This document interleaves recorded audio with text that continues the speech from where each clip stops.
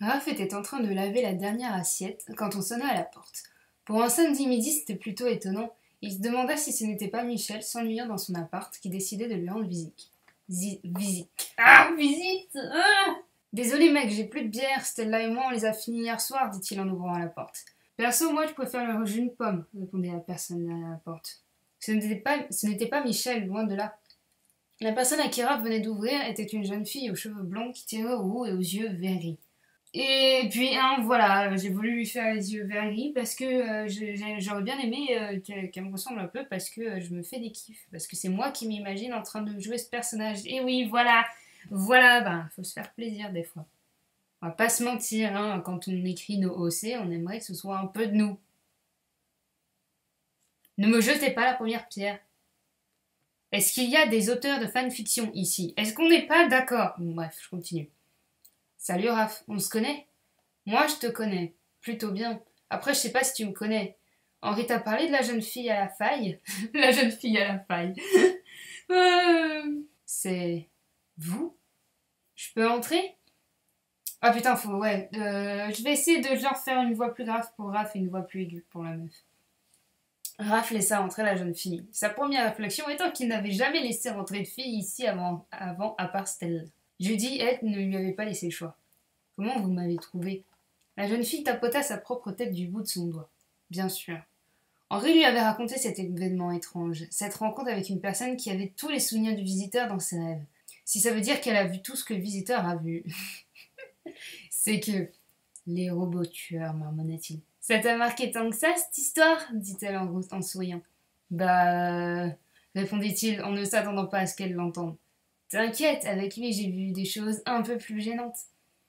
Mais si vous savez tout à propos de lui alors, vous pourriez répondre à quelques questions. Comme quoi? Ben d'abord, il se passe vraiment rien entre Henri et lui. Genre la question, tu sais. Alors, tu as vu absolument tout. Il se passe vraiment rien. Elle croisa les bras en le regardant tel un hibou. Un hibou. Ouais, non, t'as raison, c'est pas le plus important. Est-ce qu'il a vraiment fait des choses graves pour sauver le futur? Elle se gratta la nuque et soudain Raph vit en elle le visiteur qui réfléchissait fortement. Parce que oui, bon, du coup, elle a pris l'éthique, hein, on va pas se mentir. Tu sais, Raph, des fois, la vérité, ben, vaut mieux pas la connaître. Ouais, genre. Genre.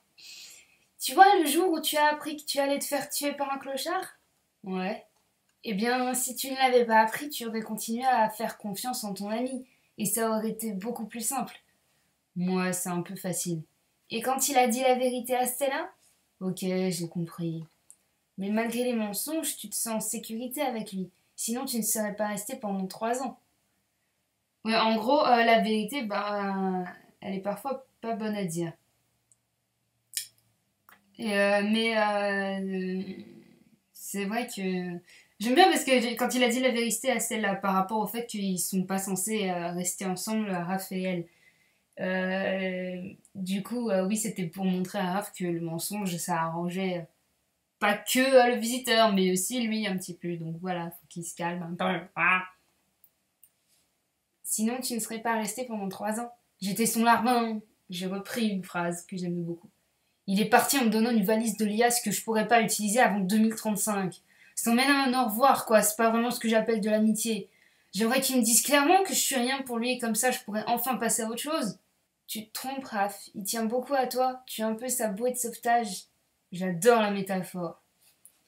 Raph alla s'asseoir sur le canapé, pris d'un coup de barre. Pourquoi ça peut pas être simple? Il voyage dans le temps, ça rend fou. Regarde son double. Tu sais ce qui va lui arriver? Oui, et c'est une histoire bien triste. L'histoire que j'ai écrite! Ha! Pardon. Si j'étais vraiment son ami, il me raconterait tout. Judith est morte parce qu'il lui a raconté la vérité. La vérité, donc, ce qu'il aurait chuchoté à l'oreille de Judith. Eh oui. Il s'en veut terriblement, tu peux même pas imaginer. Il s'en veut pour moi aussi. C'est-à-dire, il a peur que je devienne comme lui. Raph regarda la jeune fille qui s'était assise à côté de lui. Elle avait le regard vide, des cernes sous les yeux. Elle fixait le mur. Raph reconnaissait ce regard. Merde. Et vous, ça vous fait peur? Non, j'ai une autre opinion de lui. Il se déteste et se qualifie d'anti-héros, mais en fait, c'est un héros tout à fait banal. Je vois pas, là. Eh ben, j'imagine que tu sais qui est Frank Miller. Je connais mes classiques, oui. Il y a une citation qui me fait particulièrement penser à notre ami. Le héros noir est un chevalier dans une armure de sang séché. Il est sale et à longueur de temps il nie de toutes ses forces être un héros. Alors, true story, je ne connais pas tant que ça mes classiques sur les super-héros. Si je connais cette phrase, c'est grâce à Esprit criminel. Et je trouve cette phrase vraiment très belle. Voilà. D'accord, je vois l'idée. Tous les vrais héros sont comme ça maintenant.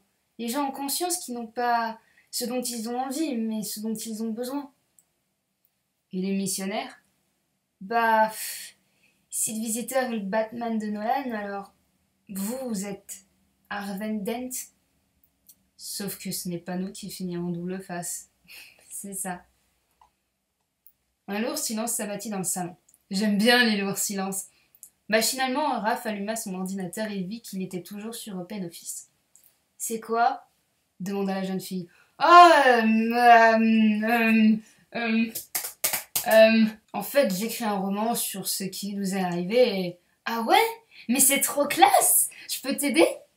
Et se mit à lire à haute voix, je sais pas comment elle a fait d'ailleurs, avec sérieux sans pour autant s'empêcher de rire à des passages plus drôles. Elle corrigea quelques fautes d'orthographe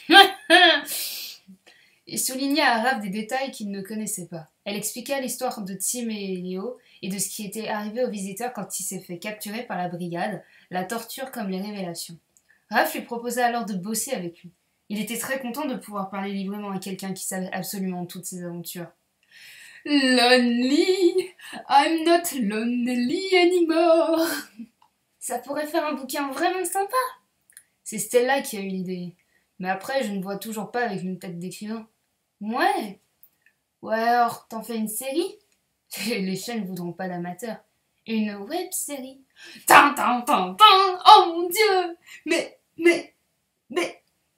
c'est le 4e mur, le 5e, le 6e et le 12e. Oh là là.